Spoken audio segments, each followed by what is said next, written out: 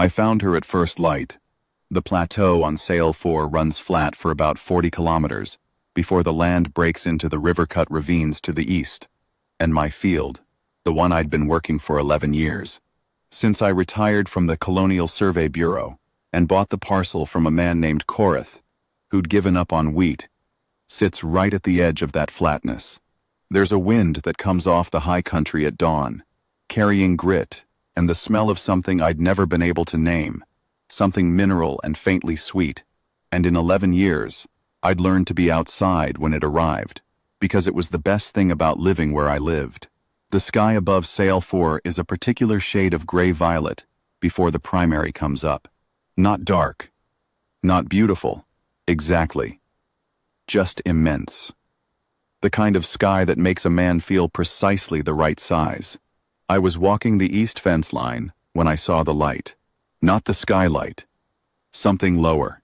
Something down in the corner of the field where the old marker stone stood half buried in the dry grass. The stone I'd been ignoring for 11 years, the same way I ignored the fence posts as furniture, as boundary, as the kind of object you stop seeing because it has always been there. There was a light moving around its base. A hand torch. And someone crouched in the grass beside it. I didn't run. I'm 63 years old, and I don't run unless I have to. And besides, I wanted to see what I was walking toward before I made any loud decisions. I came at an angle, keeping the stone between myself and the torch, moving slow across the frost-stiffened grass. The primary was just starting to show above the eastern ravines, laying the first thin light across the plateau in a direction that would eventually reach me but hadn't yet. I was in shadow. She wasn't. She was young. That was the first thing. Younger than I'd expected, though I hadn't known I was expecting anything. She couldn't have been 20 by human reckoning, though with the Sail Compact's people, it was hard to say they aged differently. Ran long in the lean years and quick in the fat ones. Or so I'd read. I hadn't met many. There were some in the transit markets at Kale Station, selling dried spices and pale woven cloth, and I'd spoken to a few there over the years in the way you speak to strangers at a market brief. Transactional, not unkind. Their faces were longer than human faces, their eyes set wider and deeper, their skin the color of weathered slate, with a faint undertone of blue that showed more clearly in cold light. She had that look. She was kneeling in the grass, with both hands on the earth around the base of the old stone, not touching the stone itself, using a small, flat implement to work the soil away from where it was buried. She had cleared about a handspan of the stone's base. Fresh-turned earth, still dark from the night moisture, piled neatly to one side. She was being careful. She was being thorough. She had clearly been here longer than the moment I arrived. I said, "That's my field." She didn't startle the way I expected. She went very still, and then she lifted her head and looked at me, and her expression wasn't guilt exactly. It was something closer to the look a person gets when they've been caught doing something they knew was wrong, but had decided the necessity outweighed the wrong. A calculated look. "Tired. I know," she said. Her standard was clear and almost unaccented. "I'm sorry. I needed to reach it before daylight." "Before daylight," I said. "Why?" She looked at the stone and then back at me. "Because I didn't want to explain." I almost smiled at that. Almost. "And now?" She took a breath. She was still kneeling. She didn't try to stand up fast or back away. She just looked at me with those wide-set eyes in the growing gray light and said, "Now I'll explain, if you'll let me." I stood there for a moment, listening to the dawn wind move through the dry grass, and then I walked forward and sat down on the ground beside the stone, not close to her, not threatening, just sitting the way you sit when you've decided a conversation is going to take longer than standing warrants, and I said, "Go ahead." Her name was Viola. That's what she told me, and I believed it because it was a compact name, one syllable clipped short in the way their names often were. She'd come from Sail Station, the small orbital platform that handled traffic in and out of the farming belt, and she'd come down on a freight tender 3 days before, by hiding in a secondary cargo bay, not with criminal intent, she was careful to say, but because the alternative was waiting another 9 days for the next licensed transport, and she didn't have 9 days. I asked why not. She said, "The register is failing."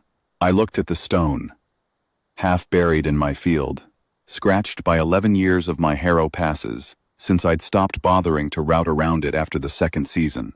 Gray-white, smooth in some places and rough in others where the original surface had flaked.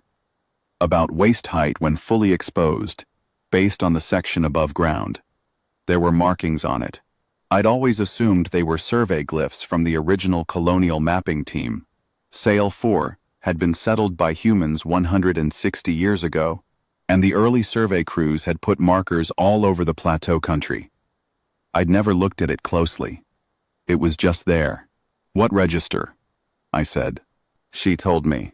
I'm going to try to set down what she said as accurately as I can, because it matters, and because I want to get it right. Not the exact words we spoke for the better part of an hour.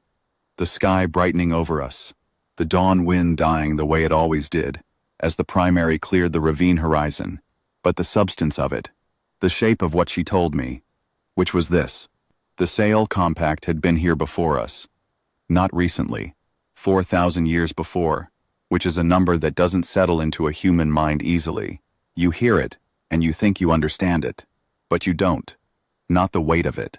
4,000 years before the first human colonial survey vessel ever reached this arm of the galaxy, the Sail Compact had mapped it. They had mapped every habitable world in the region, which at the time numbered 11, and they had mapped the routes between them, and the gravitational corridors, and the water sources, and the soil compositions, and all of the other things that a people need to know before they decide to put their families somewhere and call it home. The mapping wasn't a government project in the way human surveying had been. The compact didn't work from bureau departments and annual allocations and oversight committees. The way Vela described it, the survey tradition in the early compact period was closer to a craft, a thing passed down through families, through lines of study, through the kind of accumulated knowledge that requires a master and an apprentice and a very long view of time. You didn't become a cartographer by passing an examination. You became one by finding a cartographer who thought you were worth teaching, and then spending years at their side until the work entered your hands. The one who led the survey of this arm was called the first cartographer, though that title had accumulated through time and wasn't what she'd been called when she was alive. In the Compact's own records, she was known by a name that Viola spelled out, in compact script, on a corner of her laminated card. 6 characters that rendered in standard as something like Sael Veth Areth, though Viola said the pronunciation was nothing like the spelling suggested. She had spent 60 years walking 11 worlds, measuring them, recording them, naming them in the old compact nomenclature that matched each world to its properties, its character, what it offered, and what it demanded. The old names weren't labels. They were descriptions. Sail 4, in the original designation, meant something like the patient one, a world that would sustain you if you were willing to work at its pace and not demand more than it gave. I thought about that. The patient one. 11 years of my wheat fighting the drainage and the hard summers and the thin soil in the north section. Patient was the right word. Both of us had needed to learn patience with each other. Vela went on. The first cartographer had placed register stones on each of the 11 worlds at the point of greatest significance, the place that best represented what the world was, what it held, what should be remembered about it. On this world, she'd placed it here, on this exact plateau, at the edge of the flatness where the land started to reach toward the high country, where the dawn wind came off the ridges carrying the smell that I'd never been able to name.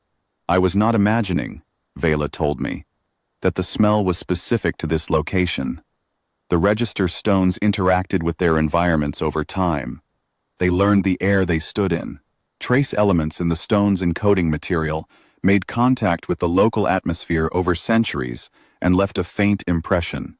What I had been smelling for 11 years, the mineral sweetness I couldn't name, was the stone, diffusing very slowly into the dawn air.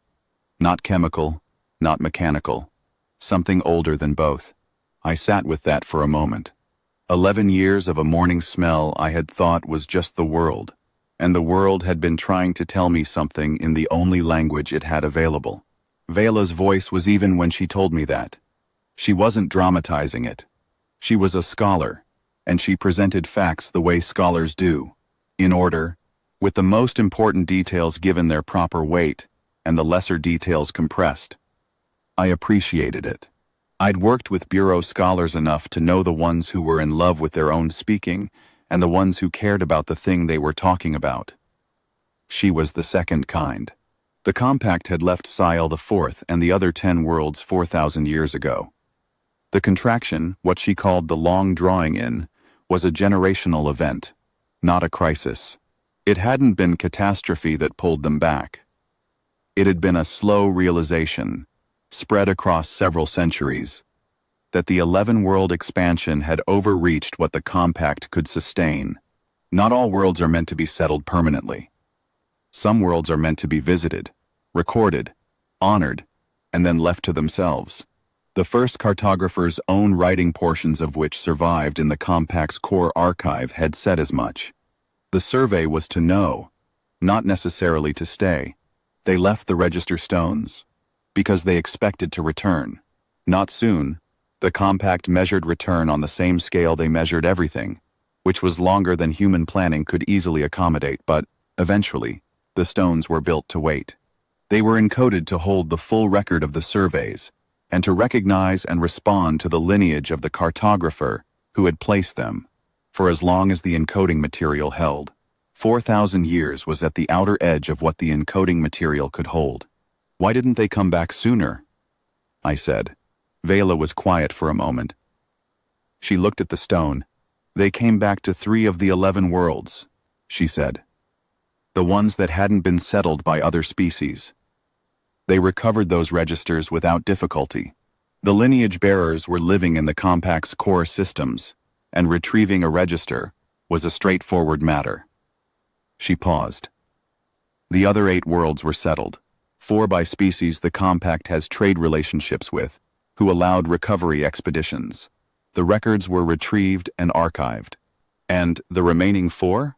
3 were settled by human colonies before the compact had the diplomatic access to send expeditions. 1 is this world. She looked at me directly.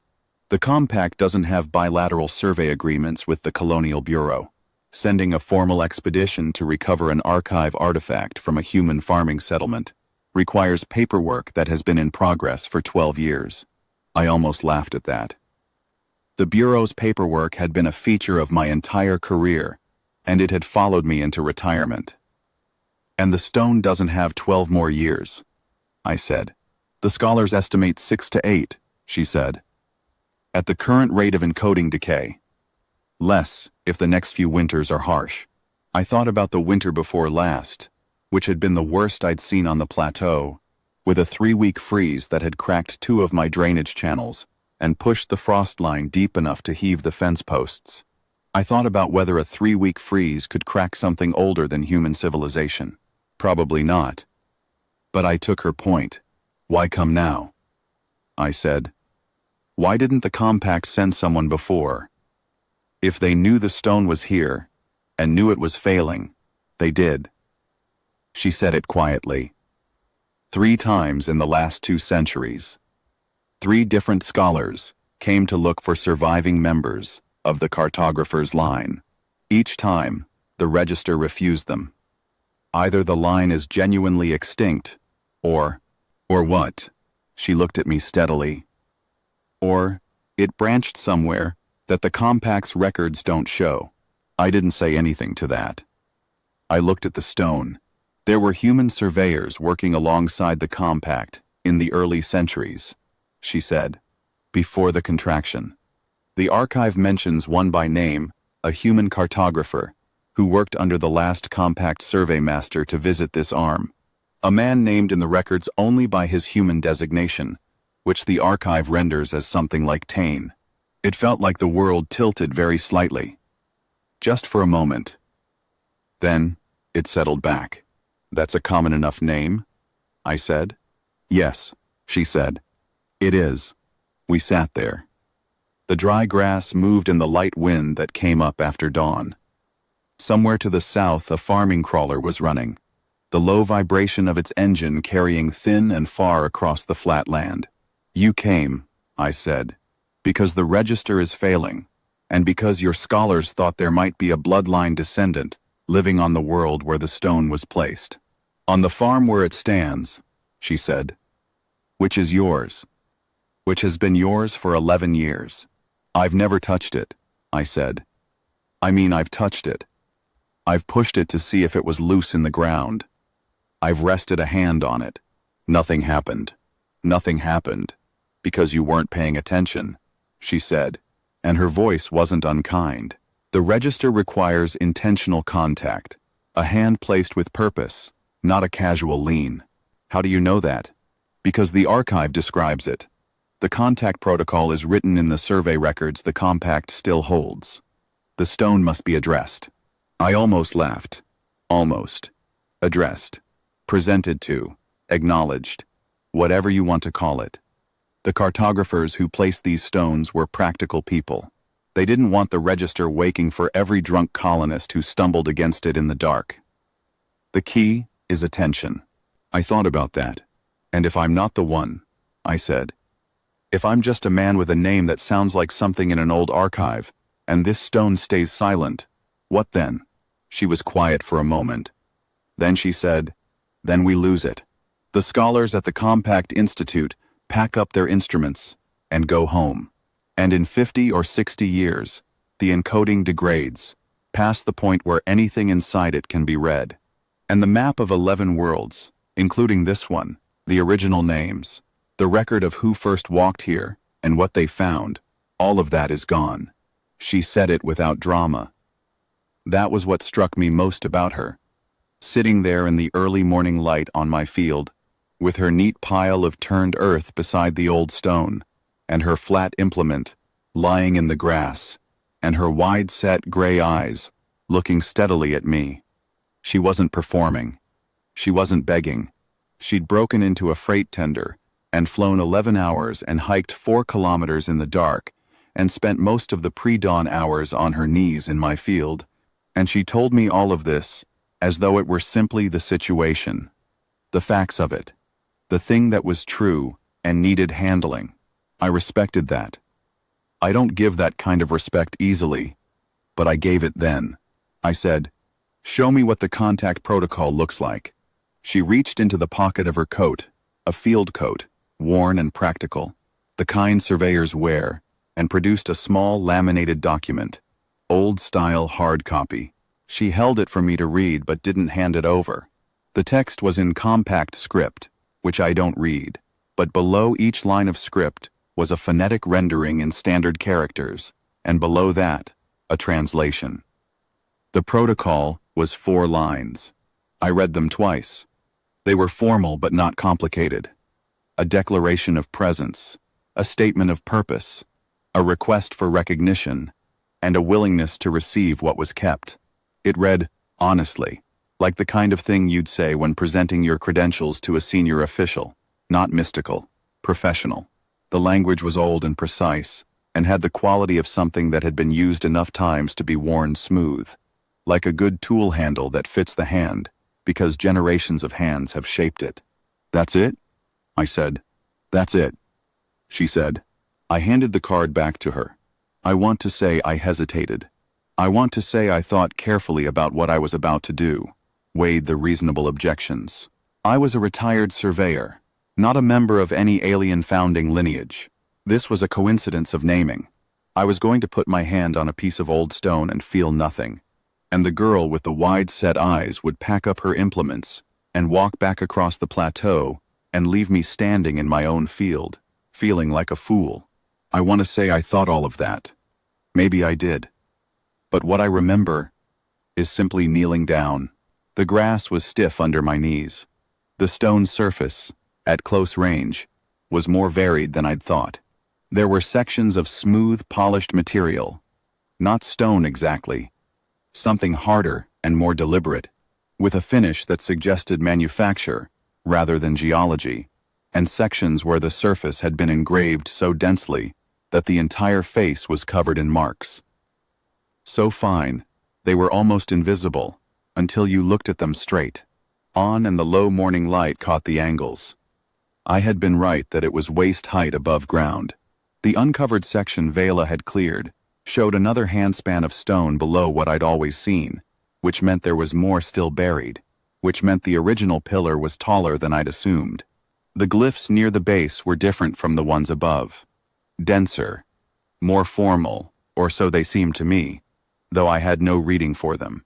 They covered the exposed surface completely, edge to edge, and they were sharp. Whatever the compact had used to cut these marks, it had been precise.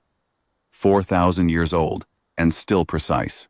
I looked at the glyphs for a long moment, before I raised my hand.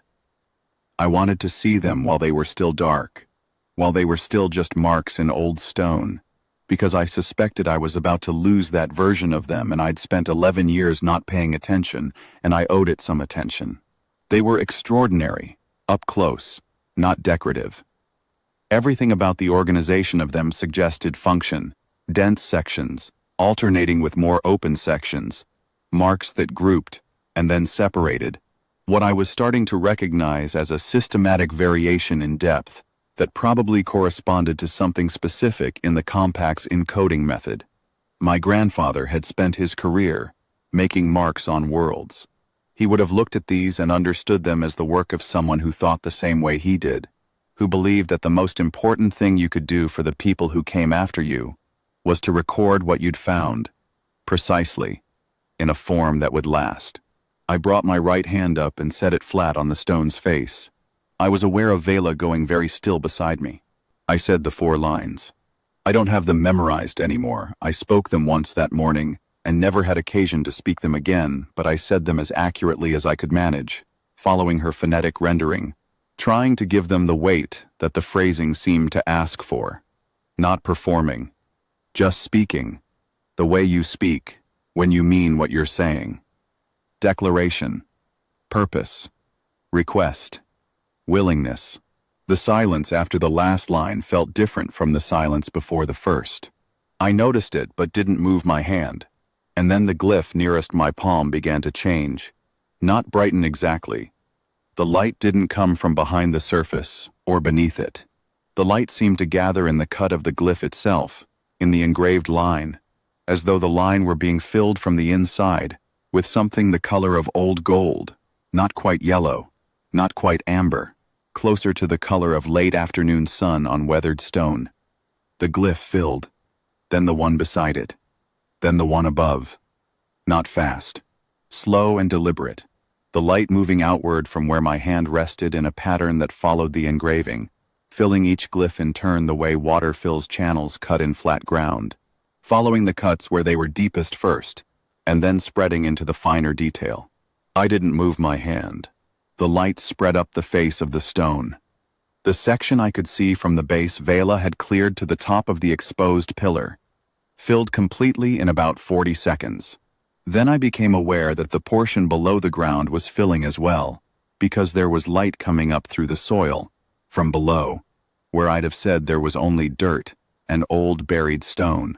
It came through the packed earth in thin threads, following fracture lines, following roots, and it pooled just at the surface and then subsided, as though the stone was breathing out. The vibration came with the light. Not a sound exactly. I felt it in the bones of my knees against the ground, in the cartilage of my wrist where my hand was pressed flat, in my back teeth. A low sustained frequency, regular, patient. I had felt something like it once before, standing next to a Bureau deep core drill rig during a survey on Mevith, 30 years ago, when the drill was running at the right depth and the whole frame of the machine resonated at a frequency that you felt rather than heard. This was quieter than that, more contained, less a machine, and more a thing that had always been able to do this and had simply been waiting for the right conditions to begin. Viola said something under her breath in her own language. I didn't know the words, but I knew the tone. Something between awe and relief. The kind of sound a person makes when they have spent a long time not knowing whether a thing they needed would happen, and it is happening, and the first response is not joy, but the sudden removal of a weight they had stopped noticing they were carrying. I looked up at her. She had both hands pressed to her chest. Her eyes were very wide. In the warm light now rising from the stone, her slate-gray skin showed undertones I hadn't seen in the cold dawn light, something almost amber, faintly luminous, as though the stone's warmth was finding something in her to answer. "It's responding," she said, which was the least necessary thing anyone had ever said to me. I could feel it responding in my skeleton. I looked back at the stone. The glyph light had settled now, filling every mark on the exposed surface with a steady, warm radiance that pulsed very slowly, maybe once every 3 or 4 seconds, like a slow heartbeat, like something that had been asleep, deciding to wake up one careful breath at a time. The frost on the grass, around the base of the stone, had melted from the warmth coming off it. Steam rose from the dark soil Viola had turned. The air near the stone smelled different, more intensely than it usually did in the mornings. The mineral sweetness, concentrated, present, almost like a voice that had been at the edge of hearing and was now at normal speaking volume. The smell I had not been able to name for 11 years. The stone's own breath. And then it spoke. I need to be careful about how I say this, because I've told it a few times over the years, and the telling is always inadequate, and I don't want to dress it up into something it wasn't. It wasn't a voice from the air. It wasn't a sound that came from outside the stone and reached me through my ears. It was closer to something that occurred directly in my understanding. The way you know what words mean, without having to translate them. The way a sentence lands complete, rather than word by word. The register communicated the way old documents do when you finally understand them, all at once, carrying more weight than their literal content. The first utterance wasn't language I recognized. It was older than standard, older than the transit-era common tongue, a sound that was almost musical in its precision, and carried no semantic meaning I could access. It lasted perhaps 3 seconds. Vela's breath caught. The second utterance was in a compact dialect I'd heard spoken by the older scholars at Kale Station, market formal, deliberate, each syllable a considered thing. Vela made a sound beside me that I recognized. Later, as someone who had spent years hoping for something and had stopped believing they would live to see it. Later, she told me what the register said in that utterance. It was a confirmation of lineage, the compact equivalent of a survey instrument, verifying its calibration before it begins to read. The stone was checking itself, confirming its own encoding integrity, announcing to any scholar present that what came next was valid and unambiguous. She had heard that particular compact phrase read aloud from the archive records dozens of times. She had never heard it spoken by a register. The third utterance was in standard, but not quite the standard I spoke. It was older standard, the kind used by the early colonial generation, the kind you see in archive footage from the settlement era, specific constructions, specific rhythms, the cadence of people who had learned the language from documents rather than speech. My grandfather had talked that way. He had grown up on the early records. He had been a surveyor in the Bureau's founding years, and he had spoken the way the founding-era crews spoke. He had a particular cadence when he wanted to say something plainly, without the softening that language acquires over generations of casual use. A clean cadence, a surveyor's cadence, precise and unambiguous, and exactly sufficient. The register said 3 words that I understood completely, because they were addressed to exactly the thing I was, in exactly the language my grandfather used when he wanted something stated plainly. Son of the first cartographer. And then it was quiet. I stayed kneeling. The stone was still warm under my hand, still lit from within, still carrying that slow pulse. The sun was fully up by now, and the plateau was filling with ordinary morning light from the east, pale and clean. And there were birds somewhere, the small, dusty birds that lived in the ravines and came up to the plateau to feed in the morning, and the distant sound of my neighbor Pethrak's water pump starting up to the north. which meant it was close to the 7th hour, and his irrigators would be running. I lifted my hand off the stone. The light dimmed. Not extinguished, it settled to something lower. A smolder rather than a burn. A maintenance state rather than an active one. But it didn't go out. After 4,000 years of darkness, it didn't go out. Vela sat down in the grass. She had been standing, and now she sat down, abruptly, the way people sit down when their legs stop asking permission. She pressed both palms to her face. Her shoulders moved. She wasn't crying, or if she was, it was a very private kind of crying that I had no business looking at.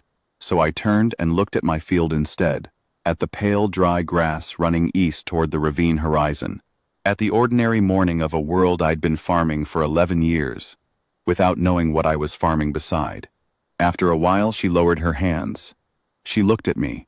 Her expression was one I've thought about since, not gratitude, exactly, though gratitude was in it. Something more like recognition. The way you look at someone when something difficult is finally proved true. "Did you know?" she said. "No," I said. "Your grandfather was a bureau surveyor, first generation. He talked about the early mapping runs constantly. He had notebooks." I paused. "He talked about working alongside another crew, non-human. He called them the old partners. He said they mapped better than anyone he'd ever seen. He said he learned everything worth knowing about survey work from watching them." She was still looking at me. "He never said anything about a ceremony," I said. "He never said anything about a blood bond or a register or a founding line. He just said they were the best cartographers he'd ever seen, and that working with them was the privilege of his life. He may not have known what it meant," she said. "Or he may have known and thought it was his to keep quiet. The ceremony was between him and the compact survey master. The register would have recorded it without requiring him to tell anyone." I thought about my grandfather. He had been a precise, careful, private man who kept 11 years of survey notebooks and never showed them to anyone. When he died, we found the notebooks stacked in his spare room in order of date, labeled in his tight square handwriting, and none of us had ever read them because the look of them had always felt like something that needed his permission. They were in my storage now. I hadn't opened them in 15 years. "Do you know which of the 11 worlds he surveyed?" Vela said. I thought about it. "He talked about Sail the Fourth," I said. "He talked about it the way people talk about a place they wanted to go back to. He died before he retired. He never did go back." I stopped. "That's why I came here. When I left the bureau and bought a parcel, I had a list of places and I chose this one, and I couldn't have told you exactly why. It just seemed right." She didn't say anything to that. She just looked at the stone, still smoldering softly in the morning light. I said, "What does it mean? What does son of the first cartographer actually entitle me to?" "Entitled isn't quite the right word," she said. "The register names you. It places you in the record as a direct lineage bearer of the cartographer's line. That means you have the right to access everything the register holds. The full survey record of all 11 worlds, the original compact names and designations, the routes and the resource maps and the soil assessments and the gravitational notations, all of it. Everything the first cartographer's team recorded over the years they spent mapping this arm of the galaxy. That's 4,000 years old," I said. "Some of it is still accurate," she said, "and all of it is irreplaceable. Some of what the register holds can't be found anywhere else in the compact's surviving archive. The first cartographer kept records that were never fully copied. She believed the register stones were more durable than any archive chamber, and she was right. The complete records exist only here." I stood up. My knees were stiff from kneeling on the frozen ground. I brushed the soil from my trousers and looked down at the stone, at the steady low smolder of it, at the glyphs that had been dark since before my species first looked up at these stars. The warmth coming off it was subtle but real, not unpleasant, not alarming, just the warmth of something that had been cold for a very long time, deciding to remember what warmth was. "What does the compact want to do with it?" I said. assuming we can get the full archive out of it before the encoding degrades further. Preserve it, she said. Translate it. Publish it. There are 11 worlds in this arm of the galaxy that have histories recorded nowhere else. Histories from 4,000 years ago when the Compact was the only civilization walking them. Some of those worlds are now human settlements. Some are uninhabited. One is a Bureau-protected reserve. Knowing what was there before the original ecology, the original designations, the mineral records, the water tables would be valuable to every authority that manages them. She was looking up at me. The morning light was on her face. She looked tired in the way people look when they've been carrying something for a long time, without being able to set it down. Including this world, I said. Including this world. I thought about that. A colonial farming world with a 4,000-year history that the colonists didn't know existed, because the colonists had never found a reason to look. A stone in a field that no one had paid attention to in 11 years because it looked like a boundary marker. A retired surveyor who'd bought a parcel of land because it had seemed, without clear reason, like the right place. I'm going to need to read my grandfather's notebooks, I said. Yes, she said, and I'm going to need to understand what the Compact's archive translation process actually involves, because if we're talking about a complete survey record for 11 worlds, I want to know what my obligation is as a lineage bearer, and what the Compact's obligation is in return. The Compact will honor whatever terms you set, she said. You hold the key. The register responds to you. Without a lineage bearer to authorize the record transfer, the archive stays locked. Does it expire? If I authorize the transfer, does my designation expire? She paused. She hadn't been expecting that question. In principle, she said carefully, the designation would extend to your children and their children. The bloodline holds as long as it holds. I have a son, I said. He's 31. He's a survey cartographer in the Bureau's secondary branch. He was annoyed at me for buying farmland instead of consulting. He might find it interesting that there was a reason. She almost smiled. It was a small, careful smile, but it was there. He might, she said. We stood there in the morning light for a while longer, the two of us, with the stone between us doing its quiet breathing.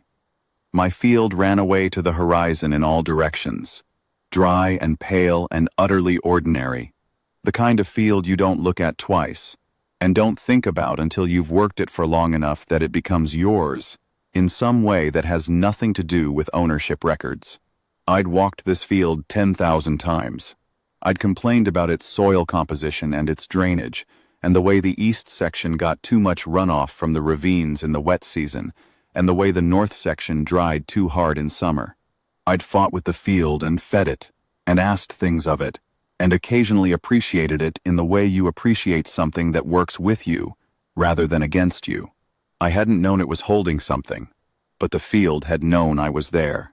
It occurred to me, standing in the early morning of a farming world, a long way from anywhere anyone important had ever heard of, that my grandfather had probably thought about this place in his quiet way. In the years after his survey runs, turning the idea of it over in his careful private mind, the way I turned seeds in my hands before planting, not planning to return, just keeping it close. The way you keep a thing that matters even when you can't say exactly why it matters. He'd been a practical man. He hadn't recorded sentiment in his notebooks. He'd recorded what he found, described what he saw, noted what was useful and what wasn't. But somewhere in those 11 years of notebooks, somewhere in the tight square handwriting and the careful cross-references and the soil assessments and the root calculations, I suspected there was a section about this world that was slightly more detailed than the others. A few extra measurements, a longer description of the plateau, a note about the dawn wind and the smell of the air, the way a man writes about a place he wishes he'd had more time with. He'd walked here with the old partners. He'd done work that was good enough to earn something he hadn't told his family about, something the stone had been holding for 60 years on his behalf and then on mine. He hadn't needed to tell us. The field had been here. We'd found our way to it eventually. I said to Vela, "How long are you planning to stay on sale for?" "As long as it takes," she said. I have no return booking. I wasn't sure I'd have anything worth returning for. My house has a spare room, I said. It's not much. There's a bunk and a window that looks west. The sunsets from that window are reasonable. She looked at me. The notebooks are in my storage, I said. You speak old survey standard better than I do. I want someone reading them alongside me, who can tell me if I'm missing what's there. She was quiet for a moment. The small smile came back. A little less careful this time. All right, she said. I crouched down and started helping her fill the soil back around the base of the stone.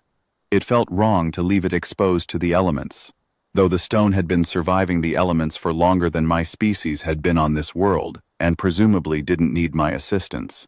But it felt right to put the earth back carefully, to acknowledge that the stone was rooted here and belonged here and had earned the ground it stood in. I pressed the dark soil back with my hands, packing it gently around the base, and the stone's warmth came through the soil where it hadn't quite finished receding. And that was the first time I understood in a physical way that the stone was alive. Not alive the way a person is alive. Not alive the way the field is alive in spring when the first growth comes. But alive in the way that something is alive when it is doing the work it was made for. The register was awake. It was reading.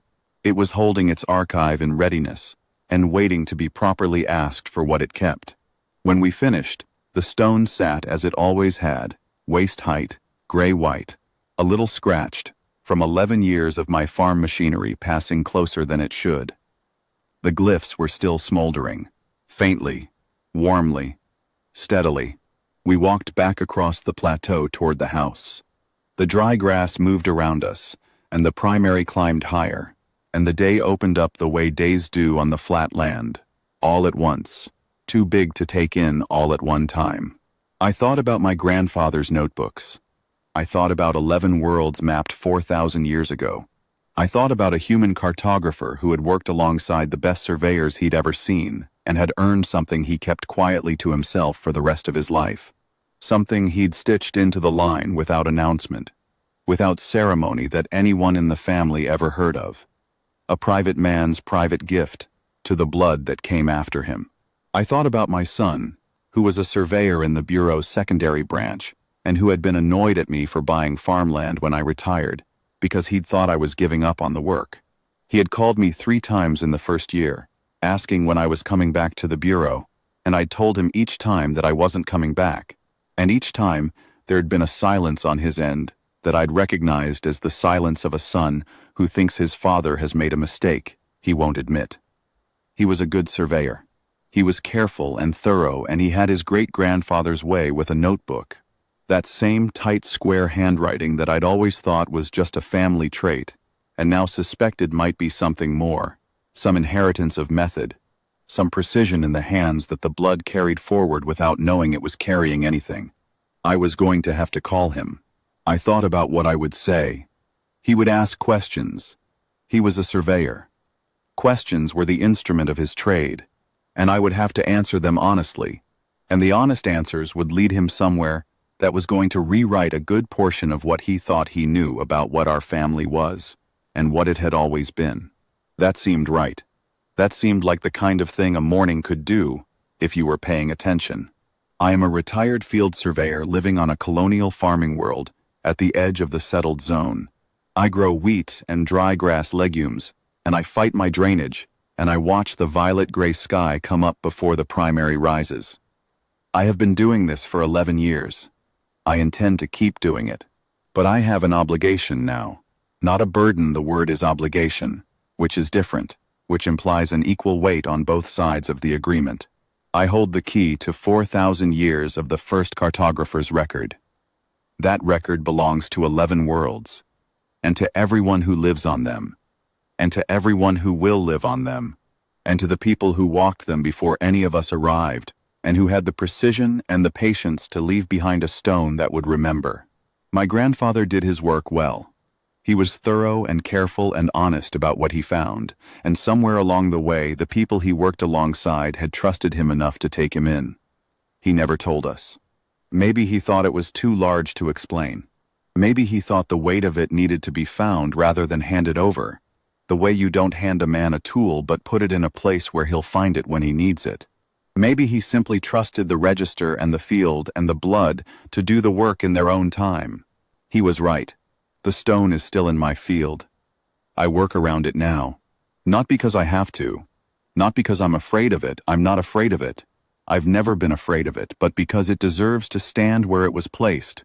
And because it has been there longer than anything else on this world. And because it has earned the right to keep doing its patient, ancient work.